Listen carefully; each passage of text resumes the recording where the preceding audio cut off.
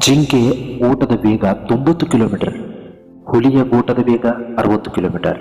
ಆದರೂ ಹುಲಿ ಜಿಂಕೆಯನ್ನ ಬೇಟೆಯಾಡತ್ತೆ. ಕಾರಣ ಏನು ಗೊತ್ತಾ? ಜಿಂಕೆಯ ಮನಸ್ಸಿನಲ್ಲಿರೋ ಭಯ. ಹೌದು ಸ್ನೇಹಿತರೆ, ಆ ಜಿಂಕೆಯ ಮನಸ್ಸಿನಲ್ಲಿರೋ ಭಯವೇ ಅದರ ವೇಗವನ್ನು ತಗ್ಗಿಸುತ್ತೆ. ನಮ್ಮ ದೇಹದಲ್ಲೂ ಕೂಡ ಕೊರೋನಾಗಿಂತ ದೊಡ್ಡ ಕಾಯಿಲೆಗಳ ವಿರುದ್ಧ ಹೋರಾಡುವ ಕ್ಷಮತೆ ಇದೆ. ಭಯವನ್ನ ಬದಿಗಿಟ್ಟು ದೇಹದ ಪ್ರತಿರೋಧಕತೆ ಬಗ್ಗೆ ನಂಬಿಕೆ ನೀಡಬೇಕು.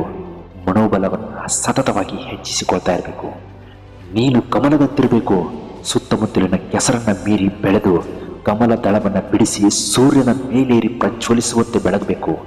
ಯಾರೋ ಅಪರಿಚಿತರು ಕೊಟ್ಟ ನೋವನ್ನ 2 ದಿನದಲ್ಲಿ ಮರೆಯಬಹುದು. ಆದರೆ ನಿನ್ನ ಬಗ್ಗೆ ಎಲ್ಲ ತಿಳಿದಿರುವ ನಿನ್ನವರೇ ಕೊಟ್ಟ ನೋವನ್ನ ನೀನ್ ಜೀವನ ಪೂರ್ತಿ ಮರೆಯೋದಕ್ಕೆ ಸಾಧ್ಯ ಇಲ್ಲ.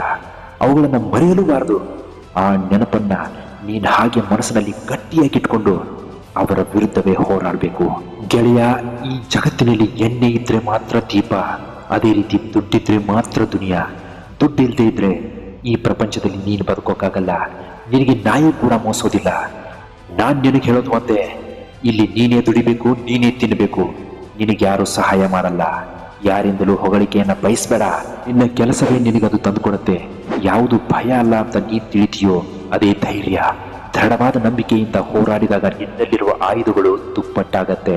ಕಠಿಣ ಎಂಬುದರ ಅರ್ಥವನ್ನ ಅಸಾಧ್ಯ ಎಂದೇ ಭಾವಿಸ್ತೀವಿ. ನಿರಂತರ ಪರಿಶ್ರಮ ಎಂತಹ ಕಷ್ಟವನ್ನು ಸುಖವನ್ನಾಗಿ ಪರಿವರ್ತಿಸಬಲ್ಲದು. ಸಾಧನೆಯ ಹಾದಿಯಲ್ಲಿ ಸಹನೆ ಸವಾಲಿರಲು, ಗುರಿ ಮುಟ್ಟುವವರೆಗೂ ನಿಲ್ಲದೆ ಆತ್ಮವಿಶ್ವಾಸದಿಂದ ಸಾಗು ನೀನು ಮುಂದೆ. ಮೈ ಡಿಯರ್ ಫ್ರೆಂಡ್, ಕಷ್ಟಗಳು ಬಂದರೆ ಸಹಿಸು, ಅನಂತರ ಪಡೆಯುವೆ ನೀನು ಯಶಸ್ಸು. ಇದುವೇ ಜೀವನದ ಹುಮ್ಮಸ್ಸು. ಇದನ್ನರಿತು ಸಂತಸದಿ ನೀನು ಜೀವಿಸು. ನಾವು ಯಾರಿಗೋಸ್ಕರ ಎಲ್ಲವನ್ನ ಬಿಡ್ತೀವೋ ಅವರು ಎಲ್ರಿಗೋಸ್ಕರ ನಮ್ಮನ್ನೇ ಬಿಡ್ತಾರೆ. ಇದೇ ಜೀವನ. ಸಕ್ಸಸ್ ಸಿಗಬೇಕು ಅಂದರೆ ಸಂಕಷ್ಟಗಳನ್ನು ಎದುರಿಸಲೇಬೇಕು. ಸಂಕಷ್ಟಗಳು ಯಶಸ್ಸಿನ ಮುಖ್ಯ ಭಾಗವಾಗಿರುತ್ತೆ ಅಂತ ಡಾಕ್ಟರ್ APJ ಅಬ್ದುಲ್ ಕಲಾಂ ಸಾಹೇಬರು ಹೇಳಿದ್ದನ್ನ ಯಾವತ್ತೂ ಮರಿಬೇಡ. ನಿನಗೊಂದು ಮಾತು ಹೇಳ್ತೀನಿ ಕೇಳು. ಸಮಸ್ಯೆಗಳು ಮಾಯವಾಗಲಿ ಅಂತ ದೇವರನ್ನ ಯಾವತ್ತೂ ಬೇಡ್ಕೋಬೇಡ.